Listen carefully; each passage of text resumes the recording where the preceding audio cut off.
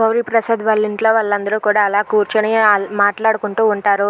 అసలు ఆ కుట్టి చేసిన పనికి మనం ఆ కుట్టిని ఏమని నిందించాలి అని చెప్పి అందరూ కూడా అంటూ ఉంటారు. ఇంతలో అక్కడ ఉన్న గౌరీప్రసాద్ అయితే ఇలా అంటూ ఉంటాడు. కుట్టి ఏదైనా నూతిలో దూకమంటే ఈ జీవన ఎలా దూకేస్తుంది? కుట్టి ఏదో చెప్తే మనకి మాత్రం బుద్ధి ఉండు అవసరం లేదు.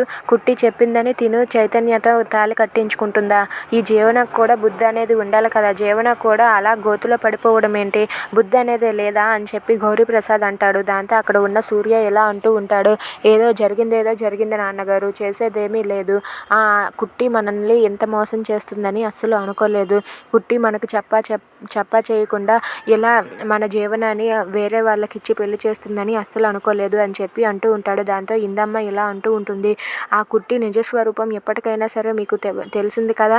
నా భర్త విషయంలో మీరు ఆ కుట్టికి సపోర్ట్ చేశారు. అందుకే ఆ కుట్టి ఇప్పటికైనా సరే మనకి శత్రువు అని మీకు తెలిసింది. అది చాలు అని చెప్పి అనుకుంటుంది. దాంతో జ్యోతి అయితే కుట్టిని నేను ఎంతలా నమ్మాను, నాకు నమ్మక ద్రోహం చేసింది అని చెప్పి చాలా బాధపడుతుంది. ఈ ఇంటి వారసురాలు ఇంట్లో లేకుండా ఈ ఇంటికి శాశ్వతంగా రాకుండా చేసింది అని చెప్పి వాళ్ళైతే జీవన కుట్టీల గురించి మాట్లాడుకుంటూ ఉంటారు. Thanks for watching friends. Please subscribe our channel.